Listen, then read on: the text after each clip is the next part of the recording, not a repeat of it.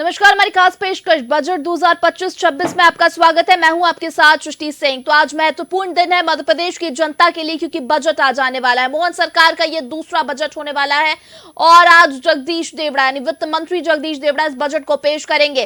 थोड़ी देर पहले उन्होंने कहा है कि 4 जातियों पर हमारा विशेष फोकस रहा है और इस बजट में भी उनके लिए कुछ खास देखने को मिलेगा, यानी गरीब, युवा, किसान, महिला, इन 4 जातियों पर जिस तरह से मोहन सरकार लगातार फोकस कर रही है, उसी क्रम में जगदीश देवड़ा का कहना है कि इन 4 जातियों पर विशेष फोकस इस बजट में रहने वाला है। तो देखने वाली बात होगी कैसा होगा मध्य प्रदेश की जनता के लिए ये बजट जो राज्य सरकार आज पेश करेगी। दूसरा बजट ये होने वाला है मोहन सरकार का और अनुमान लगाया जा रहा है कि 4.5 लाख करोड़ का ये बजट हो सकता है, इससे ज्यादा का ये बजट हो सकता है। किसके लिए क्या कुछ खास होने वाला है, आम जनता की जेब में कितना राहत देगा ये बजट, या आम जनता के लिए कितना महत्वपूर्ण ये बजट होगा, ये देखने वाली बात होगी। और जनता के मन में अभी कई तरह के सवाल है, क्या कोई नया टैक्स यहां पर देखने को मिल सकता है या फिर टैक्स में कहीं राहत देखने को मिल सकती है। ये तमाम तरह के सवाल है जो भी आम जनता के दिमाग में चल रहे हैं।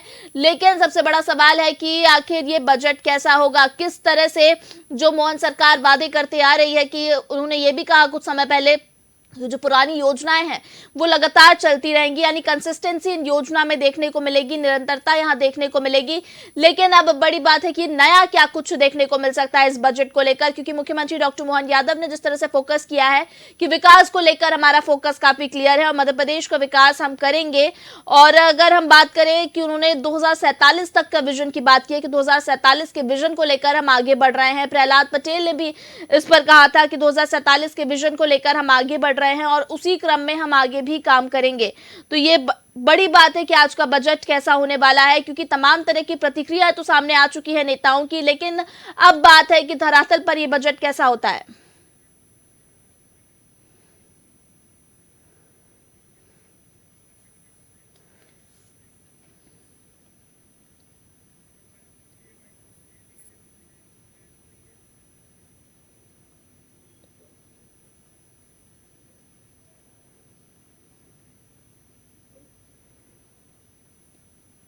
बजट पेश होने से पहले मुख्यमंत्री डॉक्टर मोहन यादव ने क्या कुछ कहा है, ये पहले आपको वो सुनवा देते हैं।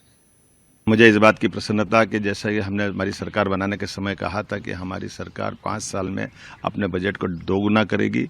आपकी जानकारी में पिछली बार लगभग 3.5 लाख करोड़ का बजट हमने दिया था, इस 4,20,000 से ऊपर करोड़ का बजट होने वाला है। ये एक तरह से वित्त मंत्री द्वारा बजट जैसे ही आएगा, हम सब जानते हैं कि सभी क्षेत्रों में विकास के लिए पर्याप्त धनराशि देने के साथ हमने अपना विकास के संकल्प को माननीय मोदी जी के संकल्प से मिलाने का प्रयास किया है। और याद करें 1956 में मध्य प्रदेश बना और 56 से लेकर 2003-04 तक केवल 20,000 करोड़ का बजट था। उसको 21 गुना बढ़ाते हुए 4,21,000 के आसपास अगर बजट पहुंच रहा है, 4,21,000 करोड़ को, इसका मतलब ये कि अपने आप में ये बताता है कि सरकार विकास के लिए किस गति से चल रही है। मुझे इस बात की प्रसन्नता कि भारत के सभी राज्यों में सबसे तेज गति से बढ़ने वाला राज्य अगर कोई है तो मध्य प्रदेश है। मैं अपने इस राज्य के बजट के साथ साथ यहाँ के युवा, महिला, किसान, गरीब सभी वर्गों की बेहतरी के लिए गए माननीय प्रधानमंत्री के संकल्प की पुष्टि के लिए ये सरकार काम कर रही है। मेरी अपनी ओर से सबको बधाई। तो बिल्कुल सुना आपने क्या कुछ मुख्यमंत्री डॉक्टर मोहन यादव ने कहा है। उन्होंने कहा जनता को समर्पित होगा ये बजट। ये बड़ी बात उन्होंने कही है कि ये बजट जो है जनता के लिए है, जनता के विकास के लिए है और जनता के बेहतर भविष्य के लिए है, यानी जनता को समर्पित ये बजट होने वाला है। देखने वाली बात होगी जब वित्त मंत्री जगदीश देवड़ा इस बजट को पेश करेंगे, क्या कुछ नया यहाँ पर देखने को मिलता है क्या बजट में, क्योंकि जो बजट अनुमानित बजट बताया जा रहा है वो लगभग 4.5 लाख करोड़ का बताया जा रहा है। तो उसमें क्या कुछ नया होगा ये देखने वाली बात होगी। तो इसी पर प्रदेश अध्यक्ष जीतू पटवारी ने भी कुछ बयान दिया है, ये आपको वो भी सुनवा देते हैं। अपनी बात यह है कि आज जब बजट पेश हो रहा है तब सरकार 5,000 करोड़ रुपया ऋण ले रही है। बजट बढ़ा के बताना इसलिए कि हमारी ऋण लेने की सीमा बढ़ जाए। फिर बजट का जो हितग्राही है, आदिवासी है, दलित है, छात्र हैं, किसान हैं, उनकी कृषि विभाग का बजट ही जितना बजट में प्रोविजन करते हैं उसका 20-30% खर्च करते हैं। सिर्फ वो योजनाएं बनाते हैं जिससे करप्शन होता है। तो बजट का सार, बजट की संख्या बढ़ाना राशि में, कर्ज लेने के अपेक्षा के लिए कर्ज उससे ज्यादा ले सकती है सरकार, उसकी योजना बनाने का नाम है बजट।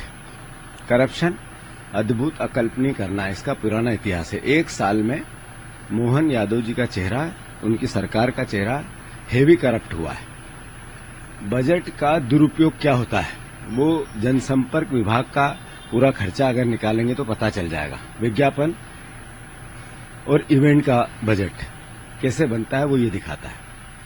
मोहन यादव जी को पहले मुख्यमंत्री है जिसमें चीफ सेक्रेटरी मना कर देते हैं कि ये योजना नहीं हो सकती है। मतलब उनका क्या बोलना है ये भी सरकार का दायित्व के, उनके खुद के दायित्व के विपरीत बोलते हैं। तो ये वस्तु स्थिति है। आशा है किसानों का ऋण, किसानों के लिए 3100 का धान करे, आशा है 2700 गेहूं के करे, 3000 बहनों का करे। प्रोविजन रखना चाहिए। 2.5 लाख नौकरियों का, नौकरी तो आज ही डेटा आया है कि घट गई, प्राइवेट सेक्टर की भी घट गई, यानी बेरोजगारी बेहताशा है। तो केक की रिपोर्ट कहती है कि भ्रष्टाचारी सरकार है। तो बजट भ्रष्टाचार, कर्ज, करप्शन, कमीशन, बजट लाएगी ये सरकार। मैंने ये कहा कि बजट बढ़ाना क्यों है, इसलिए कि कर्ज की सीमा बढ़ाना है, और कर्ज क्यों लेना, इसलिए करप्शन करना है, कमीशन लेना है। ऐसी योजनाएं बनाना है जिससे कि सरकार भ्रष्टाचार के लिए खुले हाथ हो जाए। राजनीतिक एक तरह से फिजूल खर्ची, अय्याशी क्या होती है वो करना, इवेंट करना, विज्ञापन देना, फोटो छपवाना, और सिर्फ जनता को गुमराह।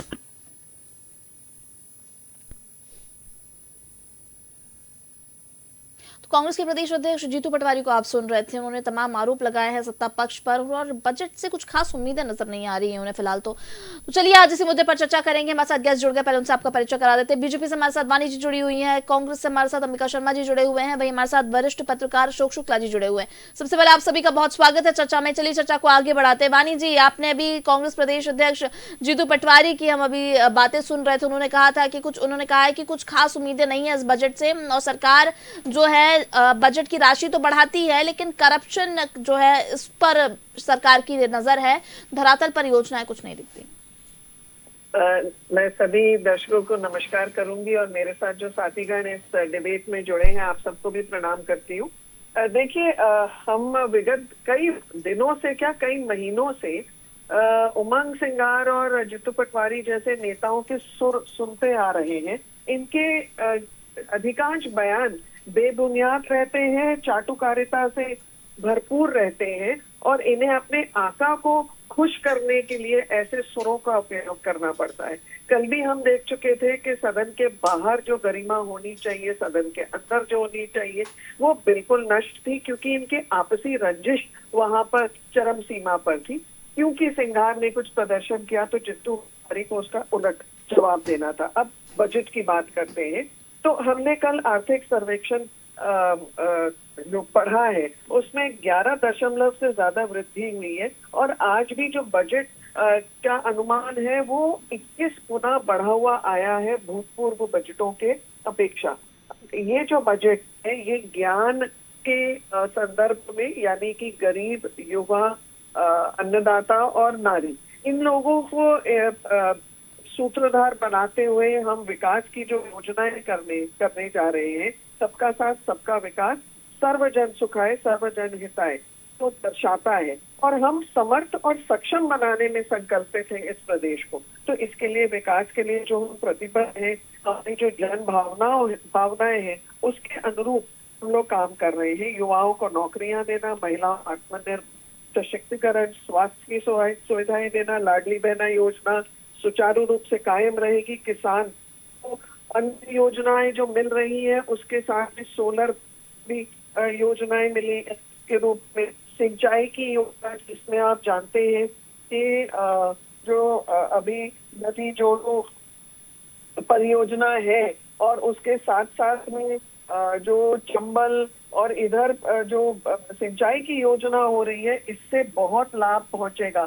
फिर हमने ये भी देखना है कि हमारे बजट में केंद्रीय बजट की बहुत भरपूर रिफ्लेक्शन है। तो इसमें संघर्ष की तैयारी होगी, औद्योग का विस्तार होगा, हम पर्यावरण के संरक्षण को मद्देनजर रखते हुए नवकरणीय और गैर पारंपरिक जो ऊर्जा के स्रोत हैं उनको बढ़ावा देने की योजनाएं कर रहे हैं। हम स्टार्टअप्स को बढ़ावा देने के लिए संकल्पित हैं। तो देखिए, हम बुनियादी ढांचे को मजबूत करके जो ये बीमारू मध्य प्रदेश था कांग्रेस शासन में, हम इसे एक विकसित प्रदेश के रूप में लेके आए हैं और 2047 तक जो माननीय प्रधानमंत्री जी ने हमें रोड मैप दिया है विकसित भारत का विरासत के साथ, हम उसको लेके जाएंगे आगे। तो हम टूरिज्म पर भी बहुत ध्यान देंगे, क्योंकि जब हम टूरिज्म की बात करते हैं तो नेशनल पार्क्स का जो संचालन हो रहा है, हम जानते हैं कि नौवा पार्क का कल एक फॉर्मल इनॉग्रेशन हुआ है और साथ में रिलीजियस टूरिज्म को भी बढ़ावा देने की बात हो रही है। तो ये जो सर्वांगीण विकास की योजना है, इससे प्रदेश को लाभ होना ही निश्चित है। जी, अंबिका जी क्या कहेंगे? मुख्यमंत्री डॉक्टर मोहन यादव को भी सुन रहे थे हम जीतू पटवारी से पहले, उन्होंने कहा है कि जनता के लिए, जनता को समर्पित ये बजट होने वाला है, 4 जातियों पर विशेष फोकस रहने वाला है। सृष्टि जी, बजट की बेला पर आप सब लोगों का बहुत बहुत स्वागत। पूरा प्रदेश इस बजट का इंतजार कर रहा है कि शायद अब की बार कुछ बजट में जनता की भावनाओं का सम्मान दिखाई देगा। लेकिन विगत हम पिछले जो बजट भारतीय जनता पार्टी सरकार ने प्रस्तुत किए हैं समय समय पर, उनसे जनता, प्रदेश की जनता को पूरी तरह निराशा मिली हुई है। और दुर्भाग्यपूर्ण बात तो ये है कि जितना भी विभिन्न विभागों में प्रावधान होता है, वित्तीय प्रावधान, उसका ये सरकार खर्च भी नहीं कर पाती है। कहाँ दिक्कत आ रही है समझ में नहीं आता है।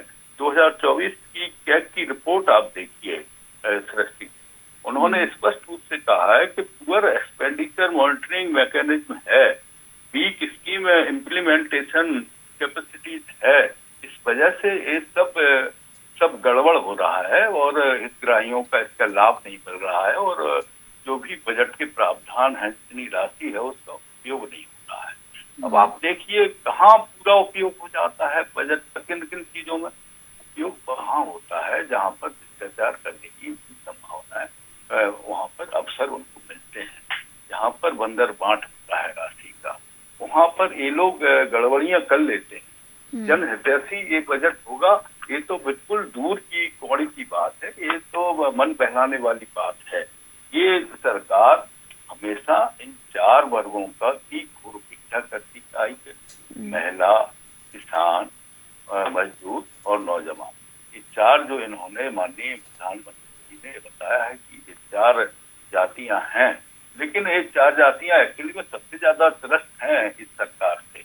अब आप देखिए, हम आपको बिल्कुल आपको तथ्यात्मक बात बता रहे हैं कि जो भी बजट प्रावधान थे, आदिवासी विभाग में 13,024 करोड़ रुपए का प्रावधान था, उसमें 9,942 करोड़ रुपए खर्च कर पाए। पंचायत विभाग में 10,345 करोड़ का प्रावधान था, 5,795 करोड़ ये लोग खर्च कर पाए। जल संसाधन विभाग में 10,117 करोड़ रुपए का प्रावधान था, इस प्रकार से 7,382 करोड़ रुपए खर्च कर पाए। इसी प्रकार से शहरी विकास में। अच्छा अंबिका जी, थोड़ा सा मैं आपको रोकना चाहूंगी। बजट से पहले मोहन सरकार के मंत्रियों के कुछ खास बयान आए हैं, पहले आपको वो सुनवा देते, उसके बाद मैं आपसे वापस जवाब दूंगी।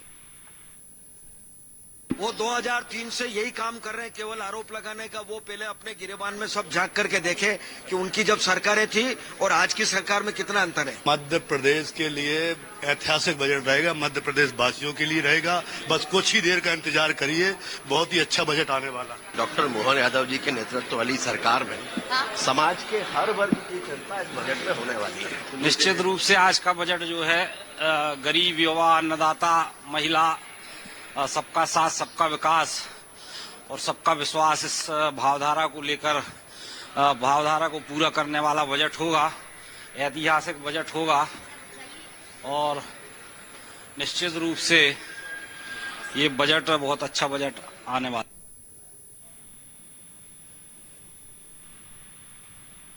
तो मनमोहन सरकार के मंत्रियों की कुछ बयान थे। अंबिका जी देखिए, जगदीश देवड़ा वित्त मंत्री खुद कह रहे हैं कि आप अपने गिरेबान में जाकर देखिए, विपक्ष आरोप लगाता रहता है और 2003 के बाद लगातार विपक्ष सिर्फ आरोप लगाता रहा है, अपनी सरकार में जाकर देखिए, ये कहना है उनका।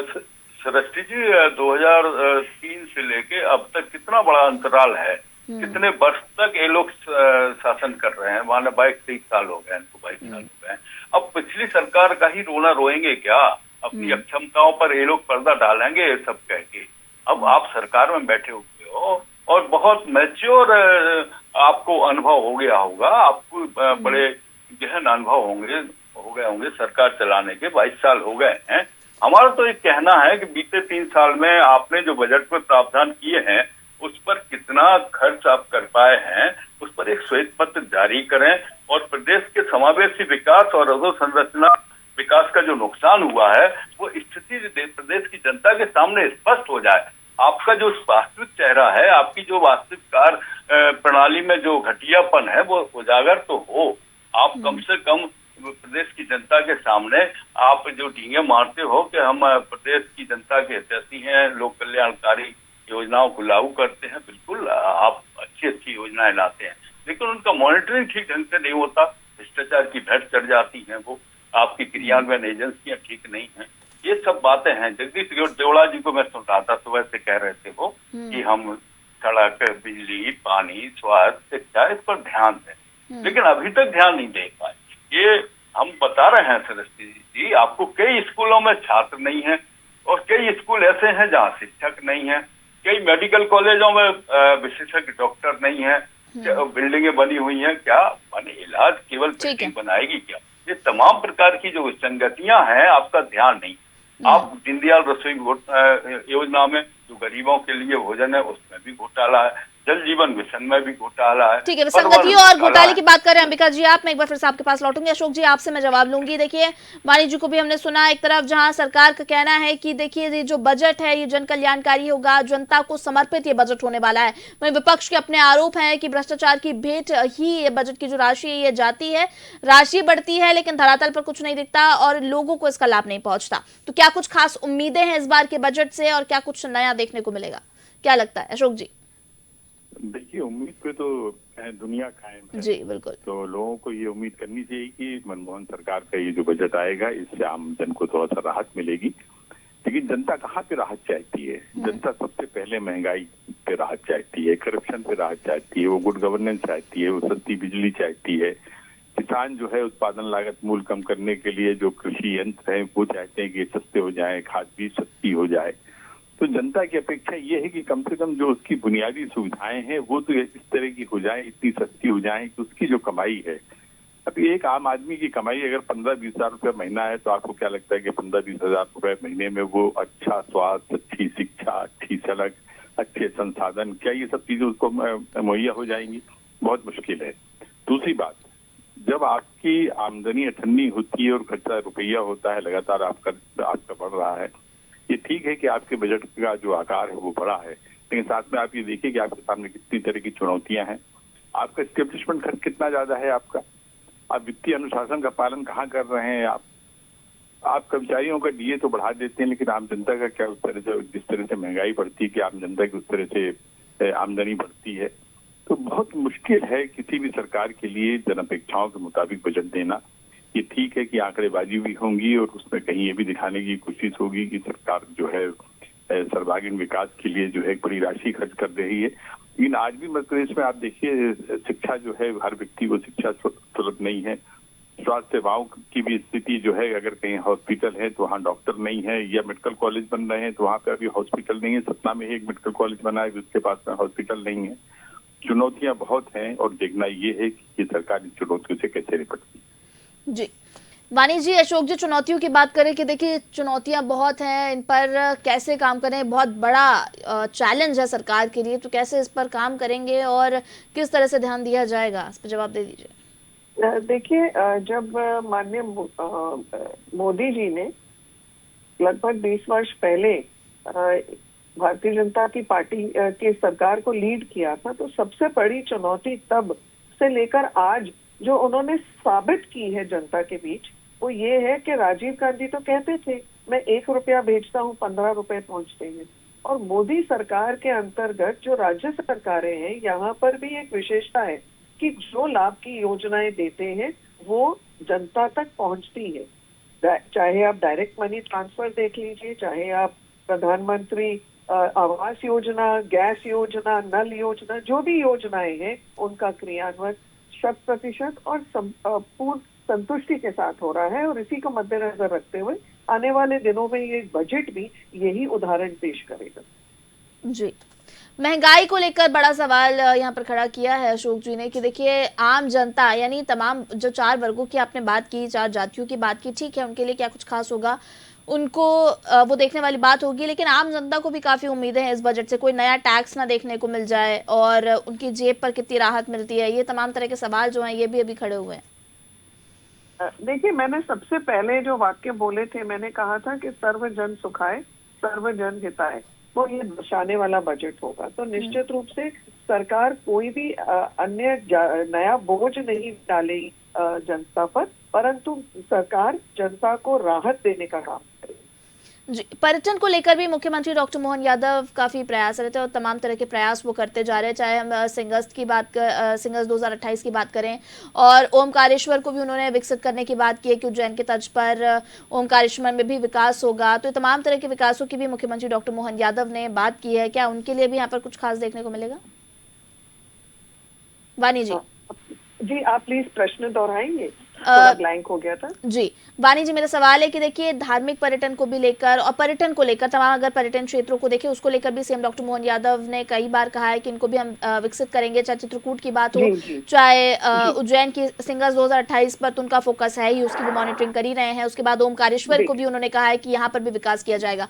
तो यहाँ के लिए क्या कुछ खास देखने को मिल सकता है? देखिए, हम पर्यावरण को लेकर बहुत संजीदगी से आगे बढ़ रहे हैं, और चाहे वो रिलीजियस टूरिज्म हो या फिर हमारी वाइल्ड लाइफ टूरिज्म, इसके लिए आप देख चुके हैं कि प्रदेश सरकार कैसे तैयारी में जुटी हुई है। अभी हमने कुंभ देखा, कुंभ के तर्ज पर सिंगस्ट की तैयारी होगी, शायद उससे भी अच्छी, इसलिए इसके प्रावधान अभी से करने और इसकी तैयारी में अभी से सरकार बिल्कुल लगी हुई है। और रही बात वाइल्ड लाइफ टूरिज्म की, जिससे पर्यावरण का लोड बढ़ेगा, यहाँ पर देश विदेश से लोग आएंगे अपने वाइल्ड लाइफ पार्क में। हमने कल ही देखा कि नोवा वाइल्ड लाइफ पार्क शुरू हो गया है, पुनर्स्थापित हुआ है। तो देखिए, सरकार संकल्पित है हर वो माध्यम से रोजगार उत्पन्न करने के लिए, उद्योग स्थापित करने के लिए, व्यवसाय बढ़ाने के लिए, जिससे कि जनता को लाभ होगा, जिससे भी पर कैपिटा इनकम बढ़ेगी और इस प्रदेश में आर्थिक उन्नति होगी। अंबिका जी क्या कहेंगे? देखिए वाणी जी का कहना है कि एक तरफ सरकार यानी जनता के हित के लिए तो ये बजट लाएगी ही, आम जनता को तो इससे राहत मिलेगी ही और आम जनता के लिए ये हितकारी होगा बजट, लेकिन तमाम क्षेत्रों पर भी सरकार का फोकस है, चाहे वो पर्यटन हो, चाहे वो लोगों को रोजगार दिलवाना हो, इन तमाम तरह की बातों पर भी सरकार का फोकस है। देखिए सृष्टि जी, बड़ी साफ बात है कि जो बेरोजगारों की फौज खड़ी हो गई है, सबसे पहले चाहिए इस बजट में एक प्रावधान। दूसरा, किसानों की दशा जो बहुत खराब है, आत्महत्याएं लोग कर रहे हैं। किसानों, खेती किसानी के जो उपकरण हैं, खेती किसानी के संयंत्र हैं, खाद है, बीज है, डीजल है, इस पर आप जो वेट लगाते हैं वो कम करिए। आप जो अपनी वाहवाही में तमाम प्रचार प्रसार करते हैं और इस पर करोड़ों रुपए आप बर्बाद कर रहे हैं विज्ञापन में, इस पर आप इसकी समीक्षा करिए, इसको कम करिए। ये जनता का पैसा है, आपकी वाहवाही के लिए नहीं होता है कि आप अपने आप को अपने उसको अहम को तुष्ट कर रहे हैं और जनता की गाड़ी कमाई को और सरकार के पैसे को लुटा रहे हैं। इसको आप कम करिए। आप स्कूलों की दशा सुधारिए, आप स्वास्थ्य सेवाएं बेहतर करिए। ये सारी मूलभूत मांगे हैं, इनको हम कह रहे हैं, आपसे निवेदन कर रहे हैं। आप इवेंट पर जिस प्रकार से खर्च कर रहे हैं उस पर भी आप समीक्षा करिए कि इसके परिणाम क्या आ रहे हैं। इसके अच्छे परिणाम आ रहे हैं तो ठीक है। जनता आपसे बड़ी उम्मीद कर रही है, बहुत हो गया, 22 साल हो गए। आप पुरानी सरकारों का रोना रोते जाएंगे और अपनी नाकामियों पर आप पर्दा डालते जाएंगे, ये सब चलने वाला है नहीं। ये जनता बहुत समझदार है, बहुत जागरूक है, आपको बहुत बड़ा जनादेश दिया है। आप अपना राजधर्म का पालन करिए बहुत बढ़िया बजट प्रस्तुत करिए ताकि जनता को राहत मिल सके। ऐसा ना हो कि हमेशा की तरह आप हमेशा जनता को निराश करते रहें और केवल ये नारा आपका मजाक बन जाए कि सबका साथ, सबका विकास और सबका विश्वास। ये नारा यहाँ तक सीमित ना हो जाए कि केवल कुछ खास पूंजीपतियों का विकास और जनता का चाहिए साथ और हमें अब नहीं चाहिए विश्वास। ये सब बेकार। अब आप अपने ईमानदारी से और जनता के प्रति उत्तरदायी होकर एक जनता को स्पर्श के समान वर्गों को स्पर्श करता हुआ बजट आप लाएं, हम सब लोग स्वागत करेंगे। और नहीं आप लाएंगे तो हमारा जो धर्म है कि हम जनता के प्रवक्ता हैं और हम जनता की भावनाओं को आप तक रखेंगे और जनता के हक की आवाज को हमेशा बुलंद करते हैं। ठीक है अशोक जी, एक कमेंट आपसे लूंगी मैं। देखिए जैसे सभी अंबिका जी कह रहे थे, कुछ देर पहले हमने कांग्रेस प्रदेश अध्यक्ष जीतू पटवारी को भी कहते हुए सुना कि इवेंट पर सरकार बहुत खर्चा करती है और जनसंपर्क के अगर वहां पर खर्चे निकाले जाए तो सरकार के बहुत सारे एक्सपेंसेस हैं, इसीलिए कहीं ना कहीं कर्ज बढ़ रहा है। आप किस तरह से इसे देखते हैं? छोटा सा कमेंट दे दीजिए। नहीं देखिए, बिल्कुल इस्टेब्लिशमेंट खर्च बहुत ज्यादा है। आपका जो कुल बजट है उसका आप देखिए 48% तो आपका इसी में चला जाता है। वित्तीय अनुशासन की बात बाबूलाल गौर जी ने की थी, मुख्यमंत्री बने थे मध्य प्रदेश के, और आज भी आप देखिए कि किस तरह की भर्रेसाई आपको मिलेगी। इस देश के नेताओं ने जनता की गरीबी भले दूर न की हो, मगर इस देश की गरीब जनता ने कई नेताओं को सांसद और विधायक बनाकर उनकी गरीबी दूर कर दी है। इनका वेतन देख लीजिए आप, इनकी पेंशन आप देख लीजिए, मध्य प्रदेश के जो खजाना है उस पर किस तरह का भार है, और ऐसा भार है जो अव्यवहारिक है, जिसको कोई भी जो है उसको अप्रिशिएट नहीं करेगा कि ये ठीक है। तो इस तरह के वाहियात खर्चे हैं। जब तक आप इन खर्चों को कम नहीं करेंगे तब तक आप टैक्स में राहत नहीं दे पाएंगे, और जब तक आप टैक्स में राहत नहीं देंगे तब तक जनता को महंगाई से राहत मिलेगी। बहुत सीधा फंडा है। जनता की जो अपेक्षाएं, जनता की अपेक्षाएं ये है कि उसके लिए चीजें सस्ती हो। आज प्रदेश में आप सब्जियों के दाम देख लीजिए, अनाज का दाम देख लीजिए, अनाज का दाम बहुत ज्यादा है, लेकिन इसके बावजूद जो है किसान ये कह रहा है कि साथ समर्थन मूल्य बढ़ाइए आप। किसान को लगता है कि उत्पादन लागत मूल्य कम हो जाए तो फिर इसी मूल्य पे जो है वो खेती कर सकता है, अपना अनाज बेच सकता है, सब कुछ कर सकता है। पूरा प्रदेश संकट में है। जी बिल्कुल अशोक जी, यही उम्मीद करते हैं कि इस बार जो आम जनता है उसको लाभ मिले और आम जनता के लाभ के लिए बजट हो जिससे सरकार क्लेम कर रही है। फिलहाल इस चर्चा को यहीं विराम देंगे समय का भाव देखते हुए। वाणी जी आपका बहुत धन्यवाद, अशोक जी आपका बहुत धन्यवाद, अंबिका जी आपका भी बहुत धन्यवाद हमारे साथ चर्चा में जुड़ने के लिए। तो बिल्कुल बजट आज पेश होगा, वित्त मंत्री थोड़ी देर में बजट पेश करेंगे। देखने वाली बात होगी क्या कुछ नया इस बजट में देखने को मिलेगा। 4 जातियों की तो बात कर रहे हैं सरकार, किन 4 जातियों पर विशेष फोकस रहेगा, इनके लिए क्या कुछ नया रहता है और आम जनता के लिए क्या कुछ रहता है, ये देखने वाली बात होगी। हमारी खास पेशकश में इतना ही। मुझे दीजिए इजाजत, आप देखते रहिए DNN। नमस्कार।